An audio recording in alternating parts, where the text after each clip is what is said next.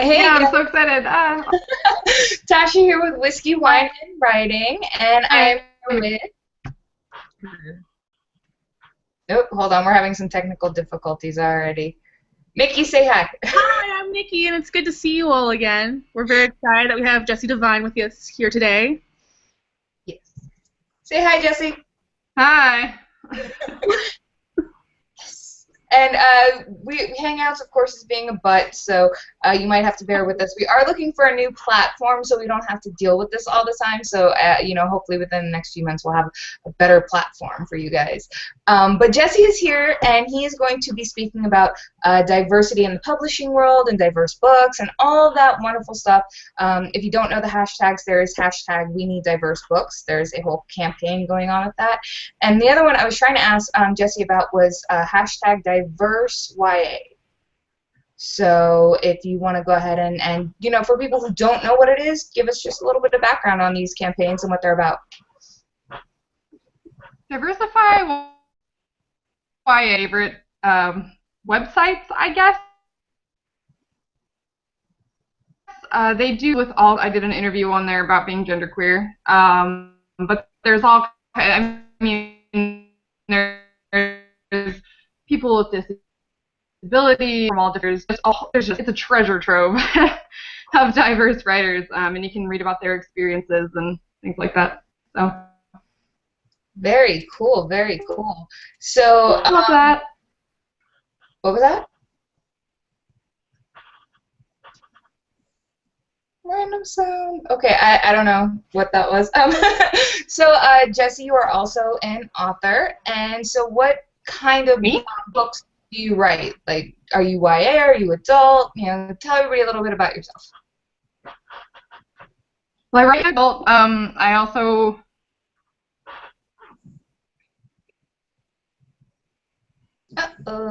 See, guys, this is why we're trying to get a new platform. Within Young Fantasy is a. Yes? Hello? Hello? I'm going to put her to the front to see if that makes it better. Let's see here. Okay. Try again. Oh. I write and fantasy. The book that I signed with Kathleen, my agent with, is a contemporary about a genderqueer kid. But mostly I just write books that are really emotional. I like to, really get people feeling with my writing. So. That's awesome. Feeling in books is so awesome, except for when you guys like to rip my heart out and on it over and over again. I'm just like, how much do you expect me to take? Yeah, my specialty. So. I can't wait to read one of them. Nikki has some of those moments in her books, and I've read her books so many times as she's going through edits, and I'm like, what are you doing to me? Are you trying to make the pain worse? It's terrible. So, Elaine is here with us. She says hi, and then she also says, I know there's one such as live stream or Picarto. I've never heard of Picarto. Don't know about video chats, but I've watched art stream there. Well, thanks. We'll have to check those out and see what we can find. Guys, if you do have any questions for Jesse, his Twitter is up. Well, oh no, we forgot to put his bar back up. But you can get him at Jessie Devine on Twitter. And then if you want to tag him and at WW Writing, you can ask questions. And, of course, Jesse will be happy to answer them. We're always happy to answer questions and go through that with you guys because we love you. We love you. So why do you think it's important, especially nowadays, that we have diverse books available for young adults and for everyone? I think it's important not just for people who identify as a minority. I mean, that is super important. I can't even, like, if I would have had one that was in high school, I think my experience would, but I think it's important for everybody else, too, because it takes away a lot of that othering, kind of. If you can read a book about somebody who's different from you and you relate to that character a lot, it it kind of makes us feel like we're all just human and not, oh, you're this color or you're this gender or you're, just We're just it people. takes down the walls, I think. Right. See, I prefer that we're all just people as opposed to so many different, like you said, walls and categories and everything like that. So, I think it's always good to remember that, everybody's a person, everybody deserves love, and, hate just begets hate, and it's time to get rid of it.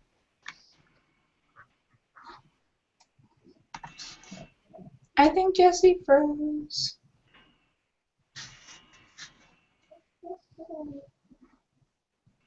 Uh-oh. Okay, so while Jessie is froze, we'll try to get him back in a minute. Maybe, Jessie, if you can hear us, try turning off your camera because that worked before. And then we do want to say congratulations to all you Sun versus Snow winners. It's amazing getting to the next round, so good luck, and all your mentors are fantastic. So make sure you have fun with it, you learn from it, and, we'll definitely want to touch base on that a little bit more later. Uh-oh. And we have a question for Jessie. Now we just need to get Jessie back. I'm going to get him down from the front so you can see us for a bit. Hello, everyone. Sorry that the internet hates us.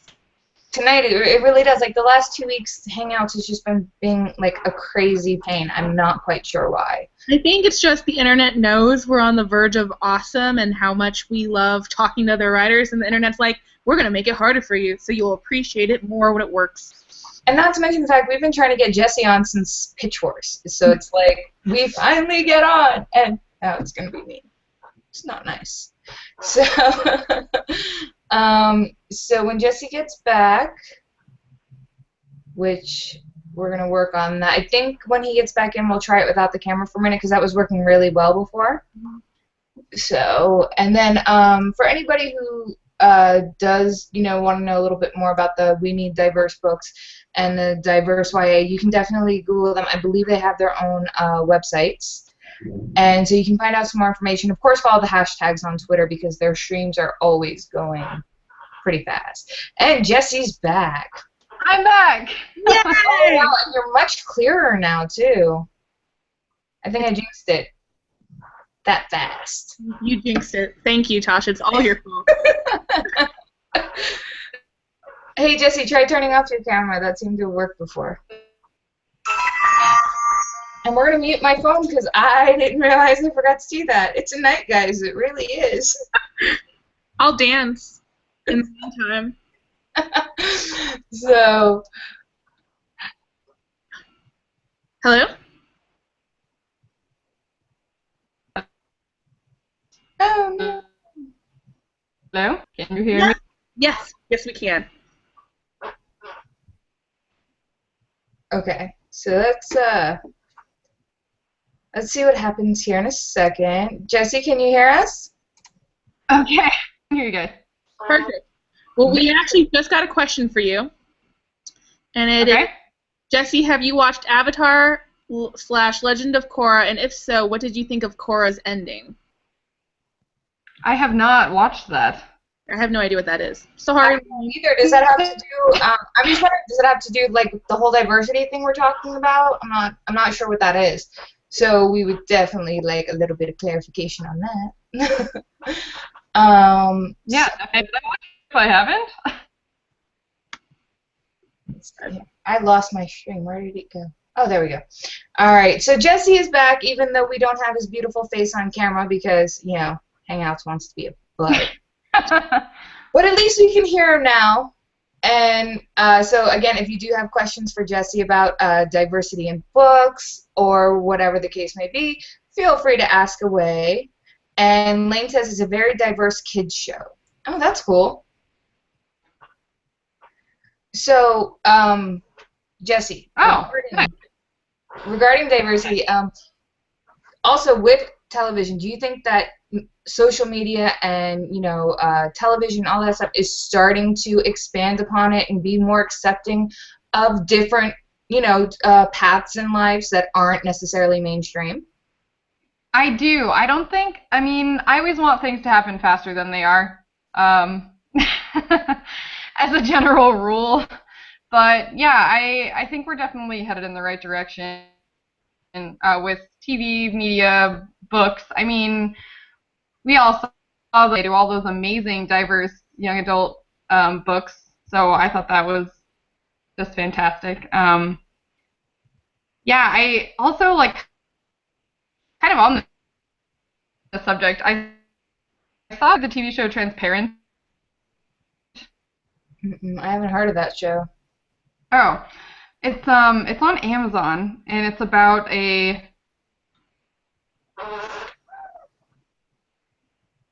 woman and about like her family, and it's hilarious. But I just saw it for the first time the other day and I was like, oh, kind of relevant.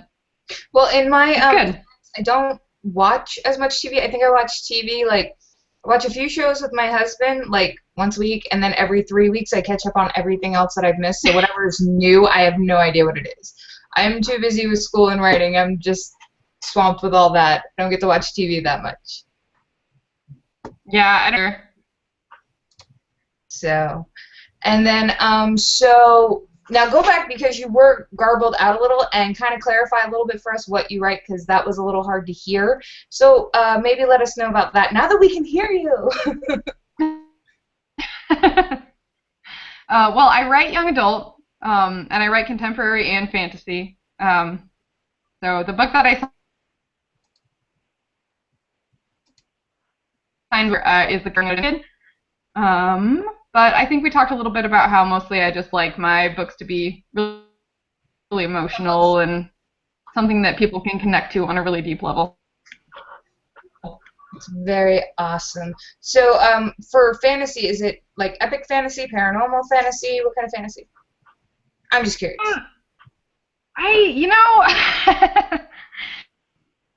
Fantasy different subgenres, I think. And what I have is sort of, it's kind of second world, but like, I don't know, it's almost borderline like sci-fi-y because it has a lot of different planets, but there's also magic involved. Mm-hmm. So, I don't know, Earth is there, but other planets, and yeah, there's a lot going on. That's awesome. It sounds like me sometimes where I just write what I want to write. I'm not too, worried about what subgenre I'm writing. So it's just the story that wants to be written. Genres that kind of break the rules, and characters that break the rules, and I feel like I'm kind of like that. Guys, don't take that to heart. Please don't go out and rob a liquor store or something. We're talking about characters here, not real life people. Okay? Yeah. So then if you could recommend, say somebody's just kind of getting into the whole diverse movement, what books would you recommend they start with to get a little bit more experience with it? Well, I would just start with anything that is in like the genre that they already read, like something that I really like fantasy, and so I loved fantasy and sci-fi kind of, and I really like Cinder by Marissa Meyer. Mm-hmm. I've heard of it. I haven't read it yet. Oh God, it's so good. You have to read it. I will add it to my 50 piles of to-read books. Yeah. I guess what I'm saying is I wouldn't just go out and be like, I'm gonna pick this book just because it's diverse. Mm-hmm. There's there's a lot of different diverse books in every genre, and I would just pick something that you love to read that has a diverse main character and go. Awesome. I think that's great advice. So, very good advice. Speaking of diversity, guys, remember, and I don't really know why I said speaking of diversity, but it's February, and I do want to give a few updates really quick. Remember that our critique partner wanted classified ads have gone up. That's on our website, whiskeyWineWriting.com, along with information about Jesse, his website, his Twitter, and all that wonderful stuff, because, Jesse's awesome, so you want to follow him. Make sure you follow. And also, I did want to make a note that even if you gave it, like, emailed us an ad, feel free to reply to somebody else's ad if you think it's going to be a good fit. Just because you sent us an ad doesn't mean you can't reply to one. So feel free to do that. We do have a new book of the month up. That is Rhonda Helm's Scratch, which has a really dynamic storyline that I love. And the drink for that is Cupid's Lemony Love Potion. Remember, this is for adults, people. We don't condone underage drinking or drinking and driving. So I just wanted to get that out there. And then, now we can get back to Jessie. We did get a tweet from my awesome friend and fellow author, Rachel Simon, and she wanted us to make sure that we knew that this morning at the ALA Library Conference for their Kids Awards, most of the books that won were diverse. Oh, that's awesome. I saw a little bit about that, but I didn't get to look too much into it. Yeah, I was talking about it. Yeah, it's awesome. Well, now my question is, for the We Need Diverse Books, the hashtag, I've noticed that being a lot of, like, kids and YA. Does that branch out also to adult books? I would assume it does. I think that it kind of started in the kidlit community, with young adult writers, but it really, we just need diverse books, people. Yeah. So, I mean, in regards to writing diverse characters, I mean, what advice is, like, just say somebody, Nikki and I were talking about this earlier, actually, say somebody's not from a very diverse background, they're from a small town that has, like, the same demographic or whatever the case may be. What advice would you give them if they wanted to write a diverse character? This is like the story of my life, first of all. Like, I am a diverse character, or whatever you want to say, but, like, I live in small town Montana. We have, like, no diversity here, very, very little. But I would just say, whatever you're doing, first of all, just treat the characters like they're people, I mean, if you were going to write a character, any character, that you would want them to be three-dimensional, have wants, hopes, dreams, fears, Wait, and you went all robotic. Say that last little bit. Oh, you want to? Yeah. You're good. I'm good. Okay. The other thing I would say is that as far as portraying realistic experiences, I would definitely talk to people who live it, because sometimes people with a minority identity do experience a lot of things differently than people who I don't identify that way. So okay, so definitely interviewing people from certain backgrounds. Like, I was listening to a podcast. I cannot remember what podcast it was for the life of me, but they had somebody on there who was blind, and she's an author, and she was talking about how when people write about blind people, she finds it to be so far-fetched because it's not actually what because she was able to see and then went blind. So she was like, it's not at all like a lot of people put in their book. She finds it to be stereotypical. So she also suggested that interviewing somebody who is blind or deaf or may have gotten wounded in the war or whatever is a good way to go, so you avoid the stereotypes that society portrays because they're not always accurate. Exactly. Well, they're usually not accurate, which I don't know, I struggle with that a lot. I think that a lot of times in the media, even like books or movies that try to be inclusive often end up having their diverse characters, which is release themselves. You cut out a little bit at the very end again. I don't know why, but movies that try to be all inclusive tend to, and then you kind of cut out. Oh, I think they just tend to defeat themselves because they portray these characters as stereotypes. Well, they're trying to be inclusive of people, but they're not really stereotyping them instead of giving them their own individuality. Right, exactly. So giving characters individuality comes with knowing, I think, the little things that goes along with them. That I don't think that people should clump together different diverse people, because they're still people, and people are always different. So Right, exactly.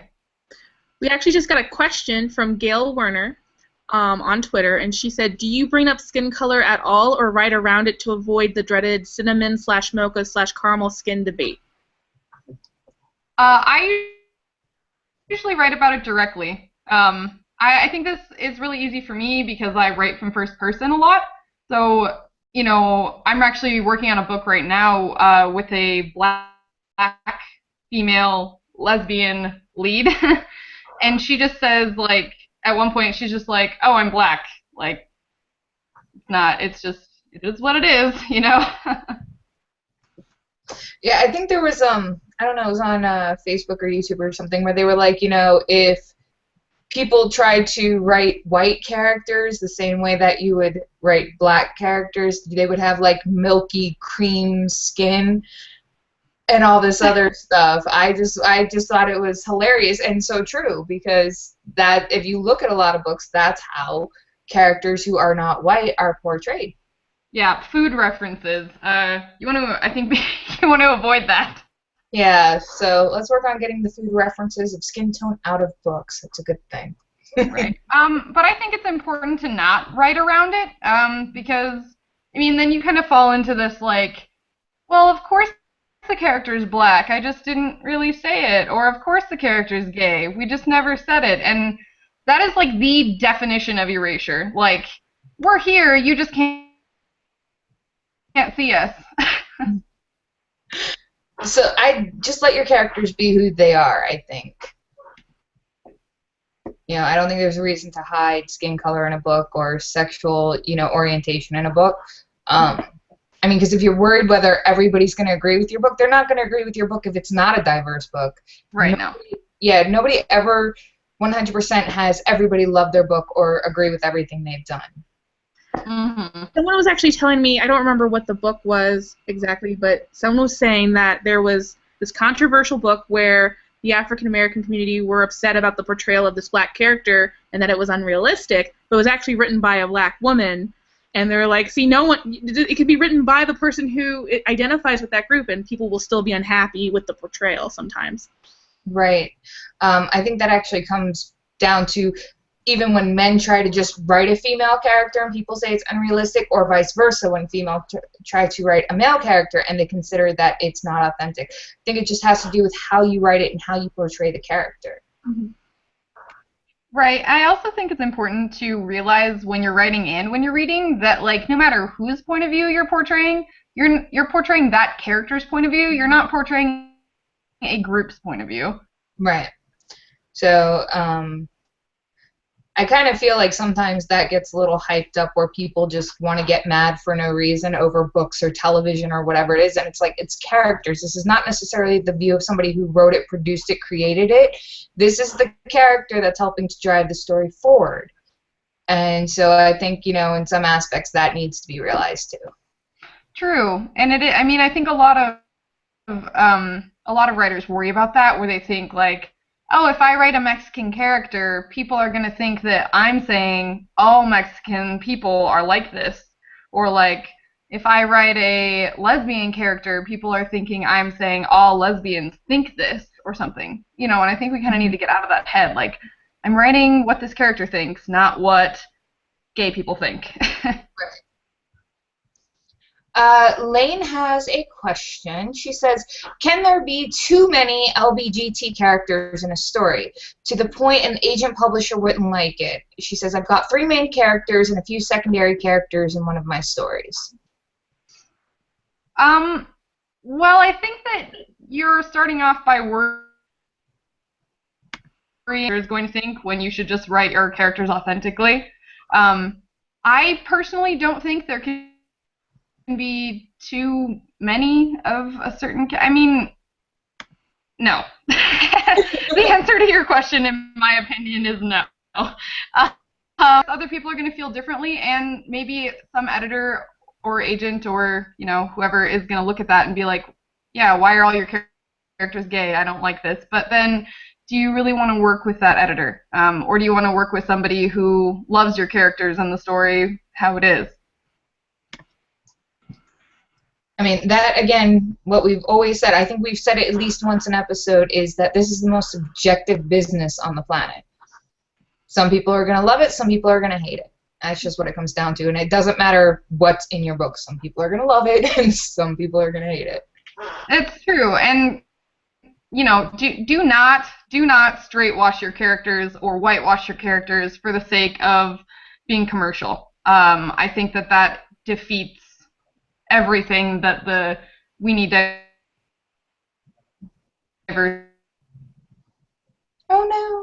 moving forward. Okay, so you think it defeats the purpose of, you cut out for half a second again.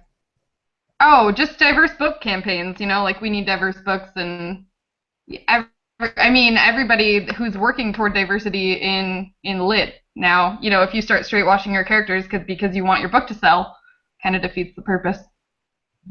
I kind of think the We Need Diverse Books kind of goes along with the No Hate campaign. Yeah. I think that's really cool, and I don't know if everybody knows what the No Hate campaign is, but it's a lot of actors and celebrities and everything coming out, and they'll have tape over their mouth and the No Hate symbol on their cheek, and it's all to, you know, stop the hate in the world because people are different than yourself, or they walk a different path or whatever. And I kind of think that goes hand in hand, and all these campaigns are coming together to kind of squash the hate.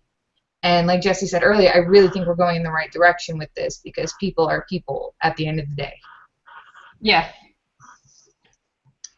We actually have another question. It's from Lindsay Miller. Are there any minor actions or tropes that you're tired of seeing that maybe get missed because they're small life nuances? So, could you say that again? You kind of cut out. All right. Are there any minor actions or tropes that you're tired of seeing that maybe get missed because they're small life nuances? I think that things that I'm tired of seeing are more like overall tropes, as far as diverse characters go. Like I love, like, okay, the way I identify, a lot of times my friends will call me like a flaming gay man, and I love like really feminine guys like as much as anybody else, but I think that, like, if that's the only portrayal, for instance, of gay people in anything is the femi gay guy, like, that just, you know, there's a lot more to us than that. So it's not so much like the tiny things. I think that we're not even there yet with the tiny things. I think that first we need to get past, like, the flat trope. Get past the stereotypical tropes that people use. Right. And then I'm sure we'll have... So, and Jessie was saying earlier, I believe, that, you know, diversity isn't just whether you're gay or straight or genderqueer or any of that. You know, it's also if you've been, you know, maimed, like in a war, if you're blind, deaf, whatever, overcoming adversity in a way that the normal mainstream media would consider to be different. So. Right. So I think a lot from a perspective of LGBT diversity, because that's mostly what I am and what I know, but it really applies to everything. It's just writing different characters that aren't mainstream. Right. So, or what's considered mainstream, because I think that the media kind of tends to guide our views on that a lot, and, you know, it's time to shake that up a little. Yeah, definitely. So, hold on. Sorry, my screen is frozen. Can you guys still hear me? I can hear you and see you. Okay. Yeah. All right, that was really weird. My whole screen just, like, locked up, and then my right monitor went black for a minute, and I'm like, what just happened? Technology's not our friend today, guys. I'm so sorry.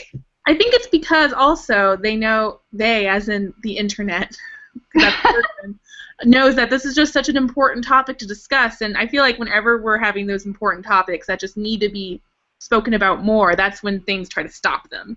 I agree. It's like, behave. So, and I totally forgot what I was going to ask because I totally had a good question. Thank you, computer. See, it's not my day. It's been like this since this morning. I'm so sorry, Jessie. Oh, I'm fine. Not worried about it. But guys, while I try to remember what I was going to ask, remember to follow Jessie at Jessie Devine. That's DEVINE on Twitter. And then, Jessie, I believe your website's jessiedevineauthor.com, right? It is, yeah. Yes. See, and by the way, I love the colors on your website. It's amazing. Oh, thanks. I actually did that myself. Did you? Oh, yeah, I think you're an artist as well, aren't you? Yeah, I'm a lot of different things. An activist, a writer, artist. So, I mean, do you like paint or draw? Or? A martial artist. Martial artist. I do a lot of drawing. I'm actually a martial artist as well. I am testing for my 4th degree black belt in March. Ooh. Remind me never to piss you off because you'll be able to kick my bodyguard? Why does everybody say that? See, so because we like to have fun, so it's a good thing. So wait, so how many level degrees are there of black belt? I don't even know. It depends on what style you're. Our school does traditional Chang Han Taekwondo, so like 3,000-year-old Taekwondo, not the degrees of black belt. Say that last bit again. In our style. Maybe? Can you hear me? Yes, now we can hear you. Okay. We could hear you. Well. So what how many levels did you say? What? How many levels of black belt did you say? Oh, 10 of black, yes. Wow. Wow, that's halfway there. Oh my goodness. Yeah, this October will be 18 years that I've been doing Taekwondo. Wow. That's awesome. That's more than half my life. It's more than half. I'm going to be 23 in October, so. I'm like always the oldest one on the show, I think. I'm about to be 32 this month, so. Woohoo! Really? Yeah. I turn 32, don't laugh at me, on Valentine's Day, so. Cat's birthday is on Valentine's Day. Whose birthday's on Valentine's Day? My cat. Oh. Cats have birthdays too. Cats Like me. I know my dog's birthday. Well, one of them, and then we made up one for Crowley because he was a rescue, so we made up one for him. But yeah, so I'm gonna be 32, and yeah, that was my mom's fault that I was born on Valentine's Day because I was a planned cesarean. So it's like they gave her dates. They were like, "Here are your options of dates," and of course she chose this one. I'm like, "Thanks, Ma. You rock." And of course, she's probably watching this because I said that, so sorry, Mom, I love you. Hi. That's hilarious. Hi, Tasha's mom. We love you. Yeah, hi. So, yeah, what do you think the biggest issues right now with the diversity movement is? What do you think the biggest obstacles to overcome are?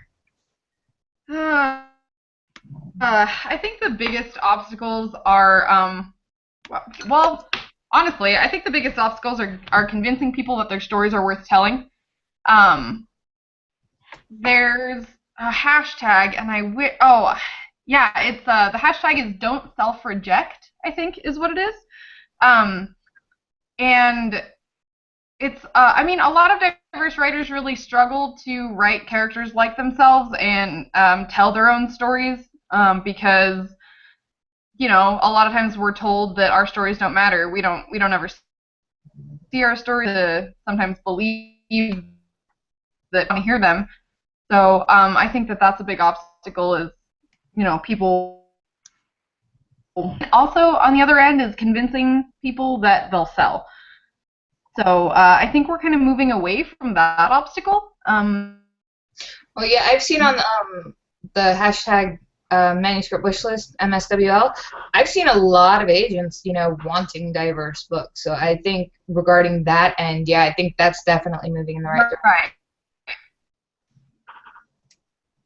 So guys, if you Definitely getting a lot better.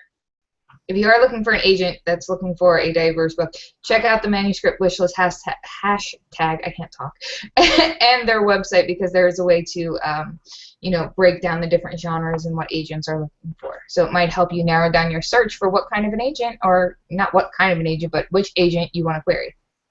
Can you actually tell us a little bit about what it was like looking for an agent back when you were? What was your author journey like, and was it hard breaking out with the type of books you were writing? Well, not for me. I think that it is hard for a lot of people, but my own personal journey, I have sort of always been pretty stubborn. So, to write a book about a genderqueer kid, and then just I'm gonna query it, yay. I didn't really think about it. I didn't really consider maybe people are going to reject this because of this character. And then I actually got some of that back in the feedback. I got a lot of, I like this book, but it seems, or I wish it wasn't about the queerness, or, which it's not really, but it talks a lot about the main character's,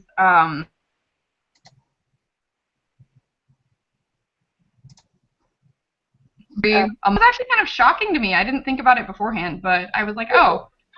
It talks about the main characters. What? You cut out just that part. Okay, so my main character is genderqueer, and at first he doesn't even know what that means. He kind of discovers it accidentally. So a lot of, kind of a subplot of the book is him dealing with that. Okay.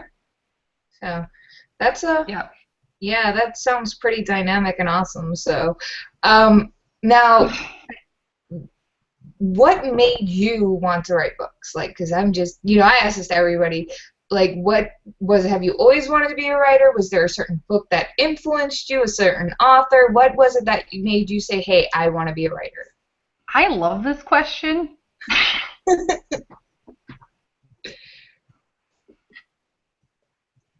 When I was always one of those kids that just read a book a day. And so I always hated it, though, when the story didn't go the way I wanted.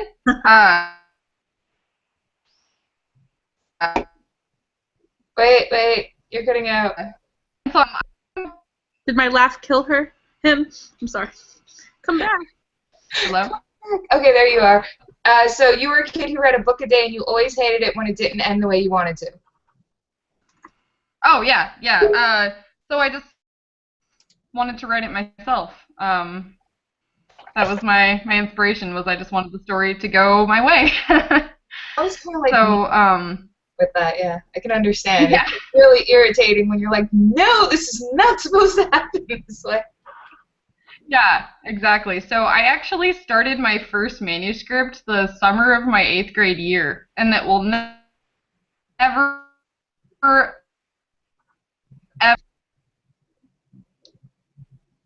frozen. Uh-oh. Oh, you're back. You're back. It will never, ever, I assume you're going with see the light of day?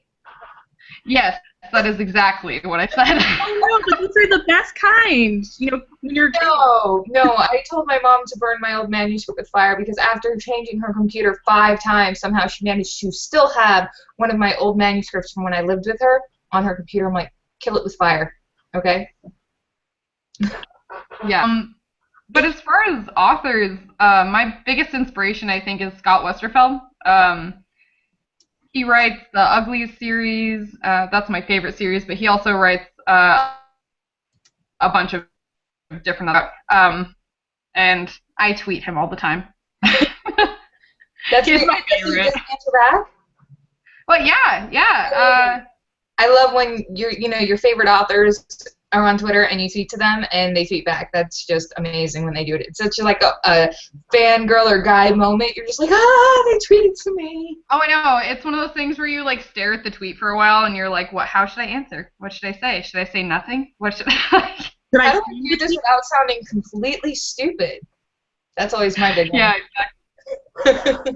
But yeah, he's my favorite. So if you haven't read his books, you should definitely. His books definitely inspired me to become a That's awesome. writer. And did you wind up like going to school for writing, or did you just hone your craft yourself? I am currently in school, not for writing. Not for really. I'm just doing general right now. But no, I mostly just.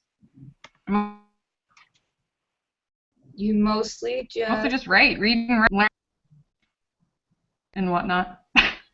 Okay, so you just mostly read and write. You cut out just that part. Oh yeah, I just mostly read and write a lot, learn from fellow writers, and just try to get better. I think practice is really what helps us get better, and reading things that are good. What advice would you give aspiring authors out there who are either just starting or, you know, whatever, that they're working their way towards publication? What advice would you give them? Do not that this is everywhere, that this advice is everywhere, but seriously, do not give up. It's the people who refuse to quit and write, however many books they need to get published, those are the people that get published. And then the other thing that I would say is keep reading. I read this thing, and I can't remember who the quote is from, but it's about the reason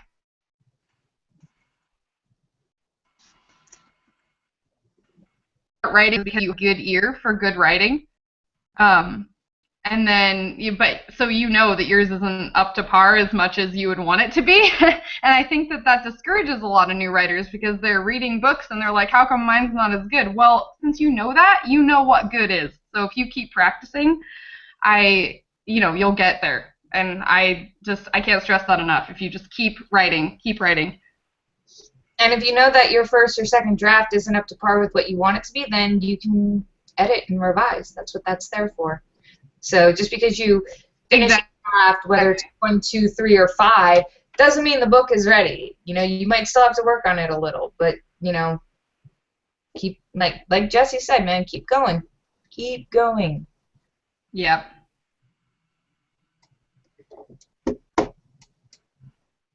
And then everybody went quiet. There was an awkward silence on screen.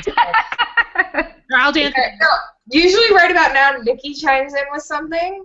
So I was waiting, I have a tendency of sometimes talking over her, and I'm trying really hard not to do that. Well, you know how we were talking about when people tweet us back? Well, Jessie just retweeted my tweet, and I was looking at it going, oh, you guys!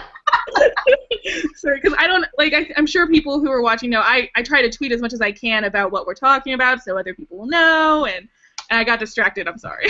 Yeah. Oh, wait. So, Jessie, you were also a Pitch Wars mentor. So what was that like? I love that. That was one of my favorite experiences.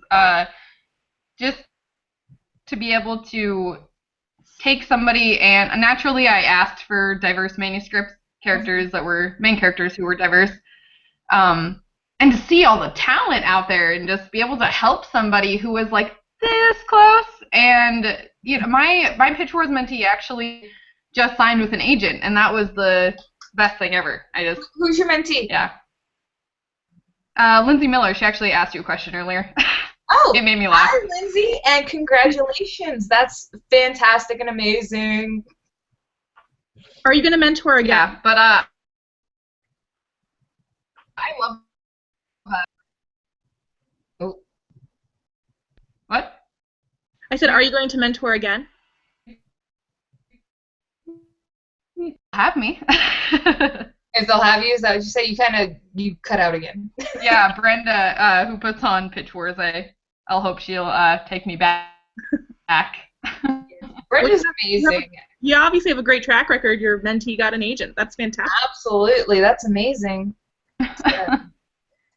So there's quite a few people who came from being mentees in Pitch Wars to signing with an agent either directly after or within a few months, I think. I think so over 20 right one of them. I think over 20 so far have gotten agents. I've kind of lost count. Yeah, that contest is hugely successful. Absolutely. I'm so happy to be a part of it. I know. And one thing I do love about the contest is that it's so diverse in the mentors and the mentees, and like, because it encompasses almost like every genre. So it's just, and you're right, seeing the talent out there and even connecting with everybody out there when these competitions come out, it's just insane. I think somebody had mentioned earlier on the Sun versus Snowfeed, they're like, I'm going through withdrawals now. This is, the conversation's over on this feed. I'm like, I'm sorry. That's why you get people's Twitter handles and you start talking to them, and then you have a bigger and broader support group, because Twitter, I think, has one of the best support groups for writers out there. Oh yes, I actually entered Pitch Wars like I don't even know how many years, like 3 years ago maybe, 4 years. I don't know how many years ago, and I didn't even get in. But like the writers that I met on the hashtag and like the support group, and I met some of the most amazing people that I am friends with to this day, that are just amazing writers and amazing people. Like, I cannot stress that enough. Like, even if you don't get in, just the experience and the people you meet, that's worth it. Yes, I think that's a lot of the charm of these competitions, is even if you don't make it, you always wind up getting something beneficial out of it. Right. So, and I like Nikki tweeted the advice for writers everywhere: do not give up and keep reading. So yeah, I really like that quote from you, Jessie. Aw, thanks. You had some really great words of wisdom regarding, diverse books and everything like that. And I mean, for somebody who does come from a diverse background, whether they're genderqueer or, just from a unique situation, or they're a minority, whatever the case may be, and they're kind of maybe scared to get their voice out there because, like you said, a lot of people are afraid to tell their stories because they're afraid nobody will want to read it or listen. What advice do you have for them to help motivate them to write what they want to write? This is kind of silly.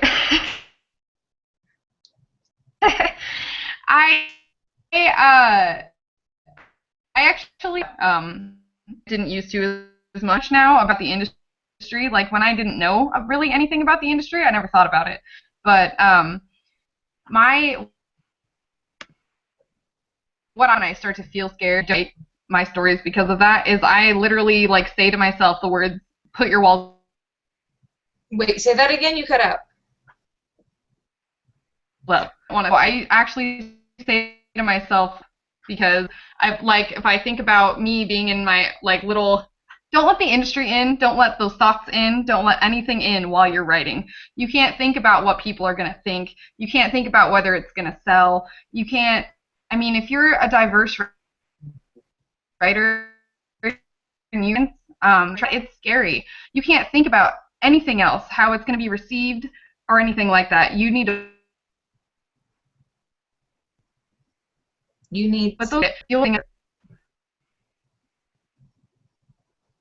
Jessie, are you still there? Yeah. Okay. Say that last bit again. I don't know why. Every time you come to the end of your sentence, you cut out. Oh, I was just saying that you can deal with all of that later if you need to. It's just, that's my trick. It's just a mental trick. Like, as soon as those thoughts start coming into your head, I just walls up. Like, I won't think about it. I won't deal with it. Walls up. I'm in my box. The rest of the world can't touch me while I write. Right, yeah.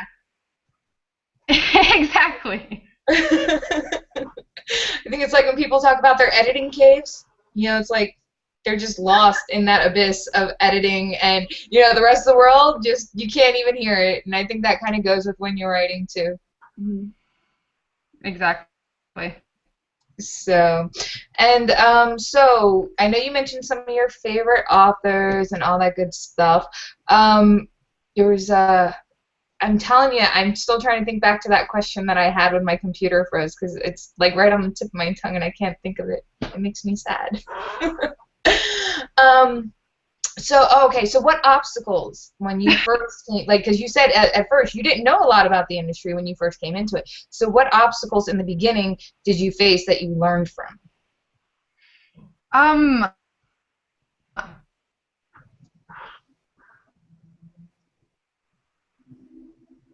my thing was I didn't.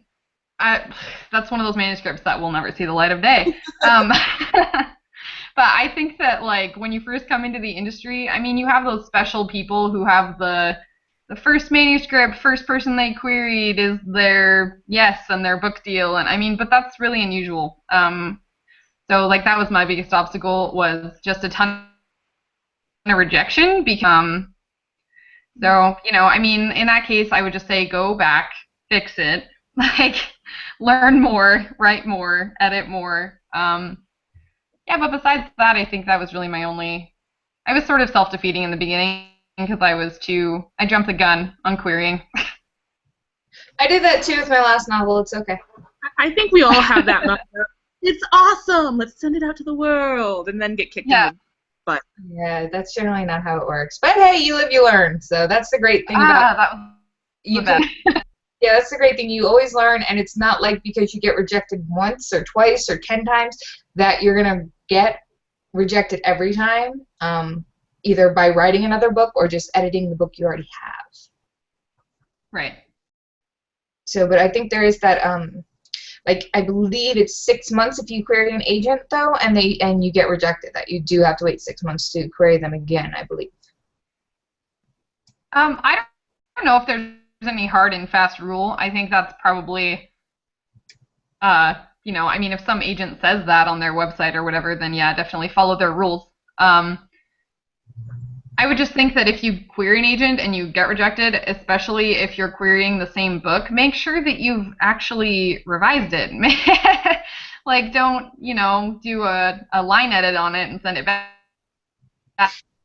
Yeah, no, that would probably have to be completely overhauled. Right, yes, exactly. If you're going to query the same book, it needs to be completely overhauled. Yeah, absolutely. And so did you have to do that with when you got your agent this time? Was there once you sent your queries out, was there a process of you having to revise it again, or how did that work for you? There wasn't for me on this book. I talked to Kathleen. I actually had a couple offers, but I thought that Kathleen's vision for the book matched mine. And I just like her. She's like a really nice person. No, we had some revisions to do after the call and after I signed with her, but I didn't have like a revise and resubmit. Okay, and how was the call? Was that just like, did she email you and say she was going to call, or did you just get a call? Oh gosh, no. I missed a call. I would have like freaked out. She emailed me to set it up. Uh-oh. Jessie! Uh-oh. Can you hear me? Yes, you're back. So she emailed you. Okay, yeah, I need to set it up. And I was super excited, obviously.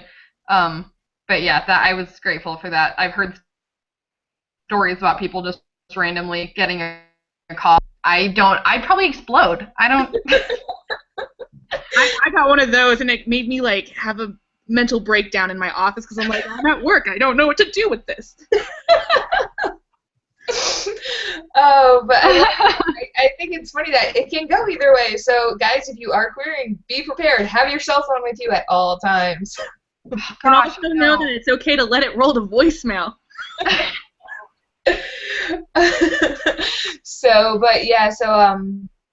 So that pretty much, I like that you said that, her vision of the book matched yours, because obviously you said you still had to do some revisions with her after the call, but they were revisions you were comfortable with to keep your book where you wanted it to be.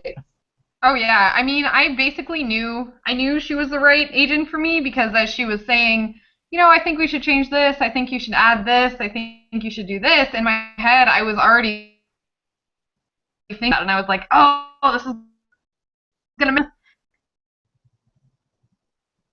Oh, this is what? Gonna make the book so much better. Yeah. Yeah. So that's definitely amazing, and congratulations, and we can't wait to see more of Jessie, because you're awesome. And Well, I mean, I have the pleasure of having you on Facebook, so I get to interact with you a little more, and I just think you are a fantastic all-around person. So, Yeah. and we're coming up to the 5-minute mark. So, Jessie, in closing, is there anything that we didn't touch on that you would want to tell the viewers, or anything you just kind of want to say overall?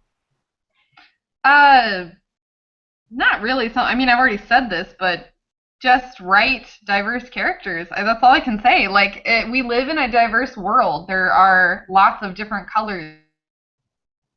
Absolutely. So to only write one thing is really sad.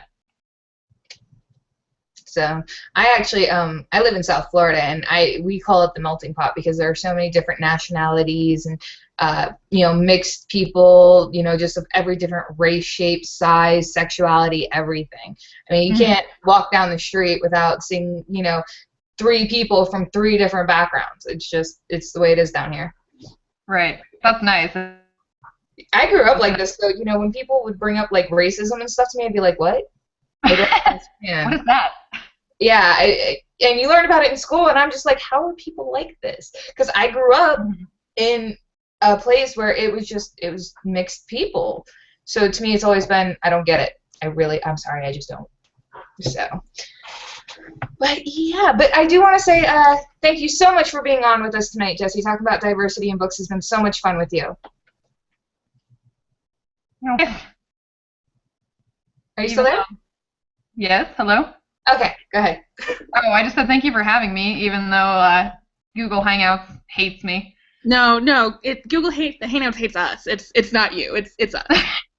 We've had so many problems with Google Hangouts in the past. Like, it's just, as soon as we find a new platform that will work where we can live stream it and it's not a total pain, we're gonna get it. Don't worry.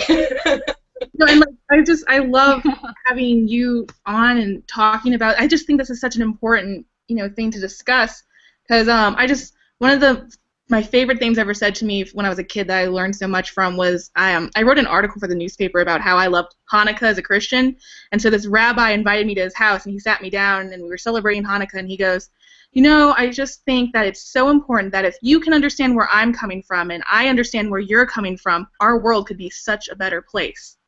And that just moved me so much back then that I really think that the world would be a better place if we could all just, read these books and understand these characters that, we might not know in real life or we've never gotten a chance to know on a personal level. Yes. I mean, especially in books where you really, like when you're inside a main character's head, you're there, you're feeling what they're feeling, you're going through what they're going through, and I think that's super important. Absolutely. All right, well, we do need to wrap this up, guys. Again, thank you, Jessie, for being here. You can follow him at Jessie Devine, Devine, on Twitter, and his website is jessiedevineauthor.com. So go there, check it out. Jessie is always responsive to tweets and everything like that, so if you did have a question that you weren't able to check out during the live show, feel free to tweet him or us. We're happy to give our answers as best we can. So you guys have a wildly creative night, and we will see you next week. Bye. Bye.